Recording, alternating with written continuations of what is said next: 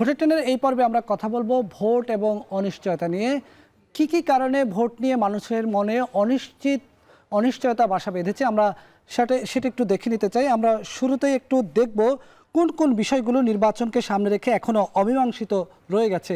বিশেষ করে জুলাই সনদ নিয়ে এখনো রাজনৈতিক দলগুলোর মধ্যে অনৈক্য রয়ে গেছে। সংখ্যানুপাতিক নির্বাচন বা পিআর নিয়ে এখনো রাজনৈতিক দলগুলো ঐক্যমতে পৌঁছাতে পারেনি। গণপরিষদ ও গণভোটের দাবি আসছে বিভিন্ন রাজনৈতিক দল থেকে, সে বিষয়ে এখনো কোনো সুরাহা হয়নি।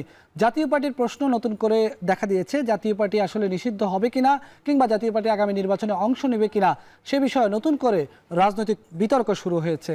দর্শক, এই পর্বে আমরা আরেকটু দেখে নিতে চাই যে নির্বাচনকে কেন্দ্র করে গত কয়েকদিনের সাম্প্রতিক ঘটে যাওয়া ঘটনাগুলো, বিশেষ করে আইনশৃঙ্খলা এবং পরিবেশ নিয়ে। আমরা যেটি বলছিলাম, রাজনৈতিক দলগুলোর মধ্যে এখনও অনৈক্য রয়ে গেছে। কিছুদিন আগে ইসিতে বিএনপি এবং এনসিপি কর্মীদের হাতাহাতির ঘটনা ঘটেছে। নুরুল হক নূরের উপর আইনশৃঙ্খলা বাহিনীর হামলা নিয়ে দেশ জুড়ে আলোচনা যে এর কারণে নির্বাচন কোনো কারণে বাধাগ্রস্ত হয় কিনা। চট্টগ্রাম বিশ্ববিদ্যালয়ের শিক্ষার্থী এবং গ্রামবাসীদের মধ্যে সংঘর্ষ নতুন করে আরেকটি অনিশ্চয়তার বাসা বেঁধেছে নির্বাচন নিয়ে। আর গত কয়েকদিন ধরে ডাকসু নির্বাচন নিয়ে যে অস্থিরতা শুরু হয়েছে সেটি নিয়েও মানুষের মনে নতুন করে অনিশ্চয়তা যে আসলে ডাকসু নির্বাচনে যদি ঠিকভাবে তুলে নিয়ে আসতে না পারে সরকার, তাহলে জাতীয় নির্বাচন কিভাবে হবে।